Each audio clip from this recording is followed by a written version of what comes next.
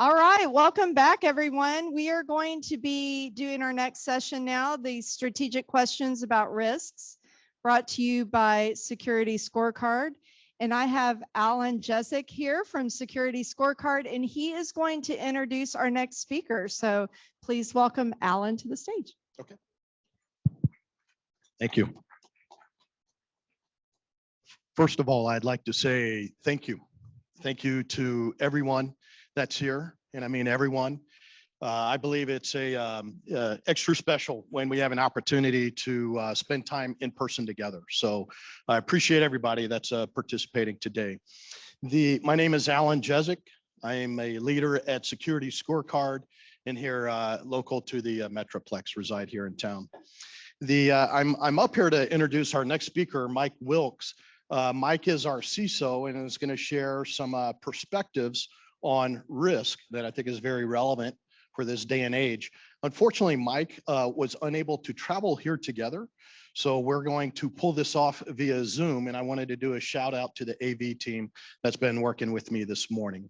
A little background on Mike. Mike has a varied background of leading development teams, architecture, and security operations, going back in the day of leading development for Starbucks.com. Most of his experience is all internet related, working across different vertical industries, including transportation and airlines, and also gaming and entertainment with companies that you've heard of, such as Sony, PlayStation, and Marvel Entertainment. Mike is also an academic. He has a master's from Stanford and is an adjunct professor at NYU. Mike, I hope you can hear us. So I'm going to turn the floor over to you, and Mike's going to lead a discussion around risk. If we have time, we'd like to do Q&A as possible. Thank you very much. Thank you. Yes, I can hear you. Can you hear me? I'll take that as a yes. So thank you. Again, apologies, as Alan mentioned, for not being able to be there in person. Conditions conspired against my being able to travel to Dallas at this time. But first, a little bit about me. So I'm Chief Information Security Officer at Security Scorecard. And admittedly, this headshot is a little bit out of date. It was taken in 2013, but I'm also not this guy either. This is an oldify filter from the Face app, in case you've heard of that app when it came out. There was a bit of a furor, or at least, concern about it because it was based in Russia. But they can always find, our photos on LinkedIn and make these. So I'm somewhere in between these two images. Alan gave a great introduction to some of my background. I wrote a book for Cisco Press in 2002. I gave Starbucks its first website back in 1998. I've been doing infrastructure for many years, since before Port 80 was a thing. Building infrastructure and hosting, J2EE commerce sites for PlayStation, for the PS2, Macy's, Blockbuster, things like that. But I moved back to the US in 2013 and started running the Chicago Mercantile Exchange enterprise server platform with $2 quadrillion in contracts traded back in 2014. But most folks are interested in hearing some of the stories about my work at Marvel, where I was the head of DevOps, InfoSec, and enterprise architecture. And I like to make the joke that it used to be my job to keep Iron Man safe. And of course, if you saw Endgame, you know what happened to poor Iron Man after I left Marvel. But to catch up with where we're headed, I'm now a year into working at Security Scorecard, and I purchased Solution twice previously, also when I was the CISO at ASCAP, the American Society of Composers, Authors, and Publishers. So I'm a big fan of the cost avoidance and capability and insights of the platform. And now I'm responsible for help making it better with my prior understanding of the needs of CISOs and security professionals. All right, but we're not here to talk about me. We're here to talk about this agenda today. So I have put together a presentation to go over some definitions and dimensions of risk, backing up a little bit and questioning some of our assumptions, and then delving into at least two specific flavors of risk that I think are not paid attention to enough lately: cognitive risk and systemic risk. Then I'll go into the "This is the way," a Mandalorian reference to how to mitigate some of these challenges of cognitive and systemic risk, and then a quick summary. So this is the typical beginning of most people's risk matrix, right? You have probability and impact, right, equals risk. And severity ratings, usually go through scale 1 through 5. There are some other systems like nuclear war threat levels and DEFCON, defense readiness condition, that are DEFCON 1 is maximum alertness and DEFCON 5 is normal peacetime. But before we go into the sort of traditional understanding of risk and probability and impact, I wanted to question a few assumptions. And so I'd like to put out a definition of cyberspace. What is cyberspace? A good definition, I think, a reasonable definition, is it's a concept that describes this widespread interconnected digital technology. But if you look into it, the term cyberspace first appeared in fiction in the 1980s in the work of cyberpunk science fiction author William Gibson. First in his 1982 story, Burning Chrome, and then later in 1984's novel Neuromancer. In the next few years, the word became prominently identified with online computer networks, of course. And Gibson himself commented on the origin of the term in the 2000 documentary No Maps for These Territories. And I quote, "All I knew about the word cyberspace when I coined it was that it seemed like an effective buzzword. It seemed evocative and essentially meaningless. It was suggestive of something, but it had no real semantic meaning, even for me, as I saw it emerge on the page." So what are some of the dimensions of cyberspace? Oftentimes people will talk about physical and virtual and software and hardware. But in my mind, I collapse both of those to just physical. Why? Because software needs somewhere to run. And so software runs on hardware. So I just collapse physical, virtual, and into just the physical space. And that's, then the third or second, cyberspace dimension is informational. And the third is cognitive. And I'll talk about them briefly, quickly. An interesting way of describing cyberspace is to ask the question, where are you when you're on the phone? Shown here is a frame showing hyperbolic space tiled with dodecahedra from a 1990 film entitled Not about mathematics and knot theory from the University of Minnesota. My slides have a link to the film. It's really cool because you're flying around in hyperbolic space, which is kind of, I think, what flying around in the internet might be like. All right, so in the physical dimension, this is our core technical infrastructure of networked hardware and software. This comprises, software that's in the land, the sea, the air, right, and in space now, of course, as well. And everything that relies on the electromagnetic spectrum, essentially, to enable the flow of information between producers, consumers, audiences, and various systems. In the informational dimension, this is content or data at rest or in transit. This is the, generally referred to as information content, but it could also include data and knowledge in terms of the DKIW pyramid. And it's obviously at rest or in transit within cyberspace. And it includes machine readable content, numbers, text, audio, pictures, and of course, video. And this is also where cyber persona reside, right? Digital representations of individuals and other entities that use cyberspace and have one or more identities that can be identified, attributed, and acted upon. So many of us in the InfoSec world have multiple identities because we don't want to be doing everything as ourselves, right? And so I have a particular handle that I use as well in different forums on the internet. But this last dimension is the one I want to focus on in part of this presentation. Cognitive dimension. This is knowledge, values, beliefs, concepts, intentions, and perceptions. And we often don't think about this aspect of the internet or cyberspace. These actors and the creators and users of the content that moves through the physical layer, right? But this dimension provides the societal, cultural, the religious, and historical contexts that influence the perceptions of those producing the content and those consuming it. So in this case, governments, criminals, activists, hackers, we all think, perceive, visualize, understand, and decide within this dimension. So now that I've exploded a couple of definitions, I'm a philosopher by training. I have 2 degrees in philosophy. Computers is just a hobby that became my career. But I do want to talk about dimensions of risk now. So first party, second party, third party, and what we will call nth party risk. And here it's important to understand some of these 4 dimensions for each of these types of risks. So first party is self-attestation, right? You have complete internal awareness, you have trust exhibited, manifested through control of that infrastructure.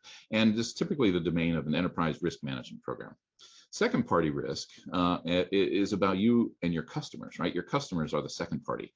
And so you have customer attestation, right? You have Yelp reviews, you have the Better Business Bureau and things like that. And of course, here you have, the users have some firsthand experience, but it's only partial awareness of what your application stack is about, how it works, and when it fails, whether or not they're trying to wire money through Western Union, to a relative, or if they're trying to begin streaming a Netflix film, or purchase a plane ticket online. And so there is some sort of firsthand partial awareness going on in second-party risk. And then, of course, trust is exhibited through familiarity and brand loyalty, and contractual terms and conditions of the customer contract is your risk management framework. Now, third-party risk has had a bit of a heyday this last period, year and a half of COVID and lockdown, with all of the famous supply chain third-party risk management. And that's, of course, what Security Scorecard does. We scan the internet every day. Some segments we scan 12 times a day in order to figure out what risks and exposures are there and to attribute them to various companies. And so we have, I think, almost 12 million scorecards and companies rated now. And so in this space, you have external attestation, right? Whenever you're going to do a pen test, you go to a third party and you ask them to penetration test you because you want that impartiality and the incomplete awareness of what's happening, but that's good. You want them to not be biased by inside knowledge of how the application is put together. You want them to test it without any sort of cognitive baggage. And of course, trust is manifested through impartiality in this space. And this is, of course, the sweet spot of vendor risk management. So if you have a team that wants to analyze and keep track of your core vendors, a lot of times people are, shying away from doing all of their vendors because it's just a huge workload. But we have customers that have 20,000 vendors in a portfolio that are being continuously monitored. Think along the lines of like, Intel and Nike and things like that, that have thousands of supply chain risk management aspects. And we do something called event-based assessments. So you're not just sending out questionnaires once a year and saying, the first question is, have you been breached in the last 12 months? That's the last time you want to learn that someone said, yes, we were breached 11 months ago. So our platform has events that are based on breaches, events that are based on score drops or particular findings showing up, like TCP 3389 for RDP open to the internet. That's strongly correlated with an upcoming breach for most infrastructure. And then lastly, of course, your vendors, your third parties, they have providers as well. And so that's fourth party or nth party risk. In this case, we're talking about peer attestation. We're talking about a very minimal awareness of what's happening on the back end stack.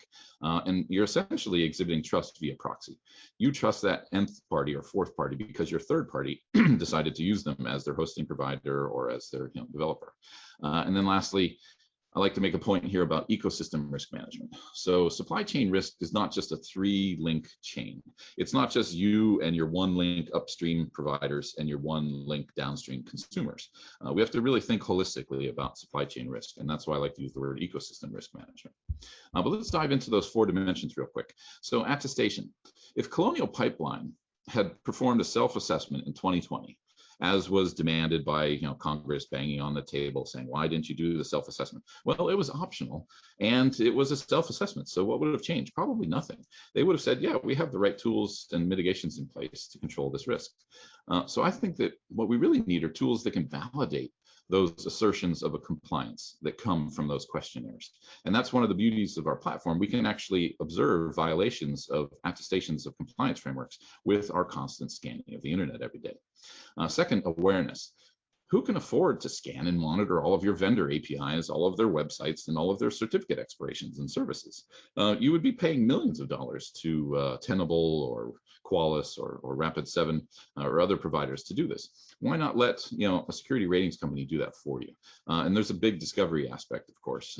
You often have a declarative model of what your assets are. But when you look at your security scorecard digital footprint, you often find things that you were unaware of, rogue infrastructure or forgotten infrastructure. And then the third piece, trust. If zero trust architecture means never trust, always verify, then for what values of always are practical? Do we simply insert 3-factor authentication, 4-factor authentication, 5-factor authentication ad infinitum? It feels like an inflationary race. And it feels a little bit like, 2-blade disposable razors when they first came out. Saturday Night Live had a skit where they were joking about a 5-blade disposable razor. And it was complete satire at the time. But we actually have those things now. And so we can't just keep going after trust by trying to add on more and more layers of authentication and authorization. And then lastly, management. management of the supply chain risk and third-party risk and nth-party risk. When the Ever Given, the supertanker, 20,000 TEU supertanker, lodged itself sideways in the Suez Canal in March for 6 days, how many markets were affected? Right? Supply chain is not just about first-degree neighbors in the upstream-downstream relationships of goods and services. It needs to be about the entire ecosystem. So what are some of the cognitive risks that we're stuck with today? These are the things that we really don't try to address, often because they're too deep-seated or they feel insurmountable or improbable. And I would posit that perhaps the biggest cognitive risk right now is a lack of understanding of cyber risk at the executive level. The Space Shuttle Challenger disaster in 1986, for example, was an example, a great, a tragic result of cognitive risk. There was a culture of launch is go. It managed to keep the engineers who knew that the O-rings were subject to cold temperatures overnight from stopping the launch. Management failed not for a lack of knowledge, technique, or control of systems engineering, but for a belief. Some engineers, Bob Ebeling, for example, was one of the 5 booster rocket engineers that tried to bring this fact, to light prior to launch. So let's dive into cognitive risk. I've got 4 examples I want to walk through: confirmation bias and data, prevention bias and budgets too big to fail, and tired old concepts. So confirmation bias, a phenomenon where analysts actively seek out and assign more weight to evidence that confirms their hypothesis, and they ignore evidence that could refute their hypothesis. Analysts display this cognitive bias when they gather or remember information selectively, or when they interpret it in a biased way. They also tend to interpret ambiguous evidence as supporting their existing position. This results in statistical errors that can also lead to flawed intelligence. And of course, it's not just analysts that exhibit this behavior. The definition of a term, the creation of a board subcommittee, the omission of a word from a document can also convey confirmation bias. So, for example, the May 12th executive order on cybersecurity. I might point out it does not contain the word resilience in its 8,000 words. The locus of debate is defined by our choice of words and our selection of data sets and our understanding of risk. Next, prevention bias. This is a tendency to focus on preventative measures at the expense of detection and response, due to in part beliefs and feelings rather than facts. It could just be that we've all internalized the meme that an ounce of prevention is worth a pound of cure. But a recent review of IT and OT standards, regulations, and best practices by Dragos.com clearly demonstrates that we have managed to actually codify prevention bias. They calculated that 75% of controls across various frameworks are focused on prevention, leaving only 25% for detection, response, and recovery. Now, Benjamin Franklin coined this timeless phrase in 1736 in order to remind the citizens of Philadelphia to remain vigilant about fire awareness and prevention. But it was not meant to keep them from knowing how to detect a fire and how to quickly put it out. Next, too big to fail. You've heard this before. Banking, certain corporations are just so large, the failure would be disastrous to the greater economic system. So they have to be supported by governments, potentially bailouts when they face potential failure. Even the mighty and super scaled AWS has demonstrated that they are not too big to fail.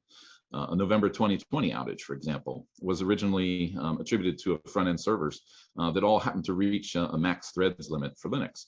A good number of companies realized on that day just what the phrase concentration risk means when thinking about how dependent so many of these businesses were on the US East region and how many fourth or nth parties were running solely out of that region. Shown here is Randolph and Mortimer Duke, the main antagonist characters from the 1983 film Trading Places, which are stereotypes, of course, of the white male board of directors. I actually walked down a hallway of portraits like that when I first started at the CME. It's not like that anymore. They took the portraits down, but you understand the concept, I think, here that I'm going for. And then lastly, some tired old concepts. These are terms that are normalized on the technical level, but they're oppressive on a societal level. Whitelist, blacklist, master slave, man in the middle. This seemingly is entrenched technical terminology, but it's relatively recent, and it can be replaced with alternative metaphors that are more accurate, clearer, less distracting, that do not offend their readers or imply power relationships that reinforce stereotypes and cultural limitations. Shown here is a reminder that blue for boys and pink for girls was not always the gender norm. Michael wore pink and Wendy wore blue back in the day when J.M. Barrie wrote Peter Pan. So let's use terms like allow list, block list, primary replica, and on-path attack instead. All right, moving on to systemic risk. And let's see, I am 20 minutes in, so we're all right, I think. The systemic risk is an emergent property of complex systems. This one takes a little bit of unpacking. The systemic risk doesn't come from any specific component of the system, but rather is an unpredictable aggregate risk factor that's fluid and evolving. So how can we address the uncertainty of increasingly complex systems which we don't fully understand? Shown here is a satellite image from 2003 Northeastern power blackout. The blackout's proximate cause was a software bug in the alarm system at the control room of First Energy in Ohio, Akron, Ohio, which rendered operators unaware of the need to redistribute the load after overloaded transmission lines drooped into the foliage. And started fires and shut out the entire Northeast for a while. So systemic risk, I like to also mention a philosopher, Heraclitus, ancient Greek philosopher and historian. He said something that roughly translates to, you can never step into the same river twice. And I love this quote because it's not AI or machine learning hype. This is OG InfoSec. And the river analogy works, I think, pretty well, right? Some folks just want to sit in an inner tube with a 6-pack of beer and float lazily along the winding oxbow of the river. Others going to put on a helmet and head straight for the Class 5 rapids in order to get to the next stretch of the digital journey. So continuous monitoring is helpful. And this analogy that the risk is changing and we can't just do assessments once a year, we have to do them continuously and have event-based assessments is what I'm aiming at.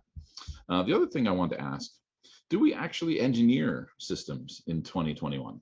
Or are they kind of assembled without any intelligent design, inspired by fashion and technology hype cycles, solutions looking for problems? I used to think Kafka was a solution looking for a problem, but there are some actual uses for Kafka these days. And I wanted to mention security chaos engineering. You may have heard of the Chaos Army, the Chaos Monkey from Netflix. Security chaos engineering is, I think, a healthy reaction to ever increasing complexity, where we have thoughtful experimentation to find a way forward to embrace risk and to understand how to recover and be resilient. So systems engineering in 2021 is pretty messy. It's like Spumoni ice cream, right? Just mashed together pistachio, vanilla, chocolate, and strawberry, and you take a slice of it. I think that systems are not so much engineered these days as quasi-assembled organically by gluing together various components that we want to have involved in the platform. So let's dive into this. What creates complexity? Numerosity, nonlinearity, connectivity, and adaptation. The point I want to mention here is that fulcrums sometimes exist in complex systems, and they can pivot. And the system elements, they can occupy a critical path for some of the flows, whether it be data, power, communication, or influence. And there's this concept of action at a distance. So shown here is an artist's visualization of quantum entanglement, which is perhaps the best modern example of spooky action at a distance, as Albert Einstein called it. So what is numerosity? It means many parts, right? But it just doesn't mean a bunch of marbles in a jar, right? They have to be elements that are unique and different. Complex systems are non-reducible to simply isolated components. What's the equivalent of the biosphere for InfoSec, right? Shown here is a spiral honeycomb made by bees, and there's 31 species of tetragonula bees native to Oceania. And the bees are often differentiated by their structures that they build, which we believe might be genetically encoded into them to create each of these structures different for each of the bees. And I think that's one of the things that we have to deal with, the complexity of these systems. Next up, nonlinearity. This is where multi-level interactions create feedback loops and the possibility of what are called phase transitions. Think of like a reef collapse, a coral reef collapse, or a market crash. In this case, 1 + 1 is not equal to 2. 1 + 1 could be equal to 0. Think of those noise canceling headphones that we wear on airplanes. It's creating an inverse sound wave, and it's actually canceling out the waves to make 1 + 1 equal to 0. And then of course there's the synergistic calculation, 1 + 1 equal to 3, where the sum of the parts, the whole is greater than the sum of the parts. Chaos theory tells us that there's some elements that express sensitivity to initial conditions. Think of salt values in crypto, or sources of entropy in random number generation. And so I was using the example of the collapse of the coral reef and the Great Barrier Reef in the last few years to show how that happens. Next up, connectivity. The density of connections and the emergent properties, they have more to do with the connections of this complex system than the actual properties of the elements themselves. So not all measures of connectivity, however, depend upon pure density or strength of connections. There's also an important network graph concept dealing with the strength of weak ties or the strength of weak connections. We know this from, for example, job searches. Sometimes your weak connections provide the best leads for you to find your next job. And this helps actually define your position in what's called the non-Euclidean space of the internet. So here I have a visualization of the email boxes that were collected as part of the Enron investigation, along with the email links between people. The connections are more important sometimes than the actual nodes in a graph. And then lastly, adaptation. So there needs to be degrees of autonomy in the member elements of a complex system. If only simple rules and logic gates are in operation, the system is not going to be able to be classified as complex. And so here I ask the question, is it true that high levels of diversity in a complex system, let's say like tidal pools and the different ecosystems in the Sea of Cortez, the Gulf of California, equate to resilience, right? And good health of a complex system? There may well be some complex systems that have low diversity, but I'll have to try to find some examples. Shown here is an excavation of a giant anthill where they poured concrete into the pathways of an abandoned anthill to identify its actual structure. So now next up, hopefully this is not too soon, because I know a lot of people suffered some serious real loss and pain during the winter storm of February this year. But I did want to give an example of ERCOT, right? The Electricity Reliability Council of Texas. There was a potential black start event, like I talked about, something that teams train for but have never actually experienced. And ERCOT's focus on market price over system resilience was an example of systemic risk, but also cognitive risk. The board discussed the storm for 40 seconds before meeting, and talking about it before the storm hit. And Texas was only a few seconds away from a catastrophic month-long blackout. But don't get me wrong here. This kind of event is in all of our futures, given the current state of dependencies on critical infrastructure that's barely held together with duct tape and baling wire. I've built energy management systems. I understand they don't want to be scanned. They don't want to be on the internet necessarily, because it's just engendering even more risk. So critical infrastructure failures like what we saw in February are coming for us all. And we need to be able to figure out how to address them and mitigate them. So that's the next section. This is the way. Cognitive risk, right? We need to unbias ourselves. In terms of confirmation bias, we need to walk up to the data and ask it questions, but also be prepared to listen to the data and hear what it wants to tell you. In terms of combating prevention bias, it just means allocating some time and budget for detection and response tools and not just prevention tools. Our tool is a prevention tool, but we can't avoid, everyone knows the mantra these days. It's not if you're going to be breached, it's when. And of course, identify your concentration risks by thinking about those too big to fail components. And then please drop those old tired tropes and embrace new terminology in your documentation, your word choice, and the names for things. And then lastly, systemic risk. Don't just think about that 3-link supply chain. Think about the entire supply chain, the ecosystem of suppliers and your nth party risk, and how do you continuously monitor their security posture. Don't try to introduce the right kinds of changes at the wrong layers of the system. We need to know what pacing layer means for building resilience, good governance, and agile technology. So pacing layers comes from a Stuart Brand book, The Clock of the Long Now, in 1999. The pace is faster at the edge and slower at the center. It's fairly easy to replace the word fashion here with technology and just inject things like JavaScript, Python, Perl, or what would be the latest OCaml and object-oriented programming that the kids are using these days to make fault-tolerant, highly performant systems. And then lastly, I wanted to make a comedic translation of the executive order. So Section 2C translated of the May 12th executive order on cybersecurity. It basically says log your shit, make your shit searchable, monitor your shit, share your shit in 6 taxi format. And then Section 2F said disclose when shit happens, close copy CISA when shit happens, and then escalate serious shit as appropriate. So the executive order really admonishes critical infrastructure to do the basic things that we should have been doing all along. And they're basically saying, and now we really mean it. But don't get me wrong, again, OT and ICS folks have been asking for this kind of support from the government for years. And I know firsthand, that the critical infrastructure is very fragile. And one more concept, resilience, right? I've been talking about it a bit. It's sometimes defined as an object's ability to return to its normal shape after being subjected to force or extreme conditions.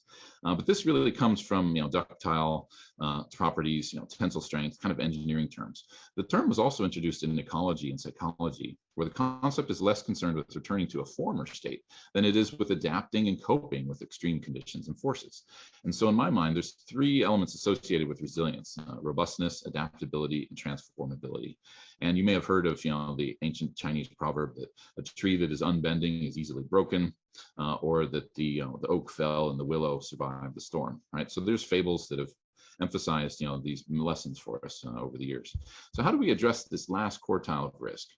Risk is a multidimensional problem that keeps morphing and changing constantly, like Heraclitus's river. So to address and mitigate the low probability but highly impactful events, such as monitoring tools, installing backdoors for APT29 with SolarWinds. Yep. Mike, allow me to jump in. We have a 3-minute warning. I think you're wrapping up. Good. Yep, I'm on the last couple of slides. Or for example, distributing ransomware for REvil using Kaseya, VSA. We need to teach ourselves how to ask the right questions and to question the boardroom asks. These are often difficult questions with no easy answers. But if we don't back up and address them, we may obviate the possibility of finding potential paths to the resolution. So here are the final quotes, a couple of pithy quotes I wanted to share. One, as managers, we execute a plan. As leaders, we manage scarcity. And as executives, we manage ambiguity. This was a quote from Greg Wood, SVP of Technology and Risk Management for Disney, where I worked previously. And then finally, talking to the board is the easy part. Adding value to their thinking is hard. What value can InfoSec add to the board's thinking about risk? Hopefully, it's much more than just make sure we don't get hacked. So if you'd like to have a copy of the deck and follow up and discuss, these are my contact information. Point your phone at the QR code. It's just a mail to link. It's not going to install malware on your phone, and it'll ask for a copy of the presentation. So thank you very much for your time and attention. And if we do have 2 minutes, I would love to hear any questions that might be in the audience.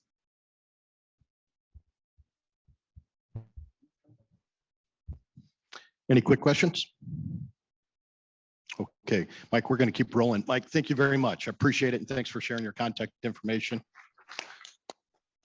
Thank you very much. Have a good day. Thank you, Mike, Enjoy the so conference. much.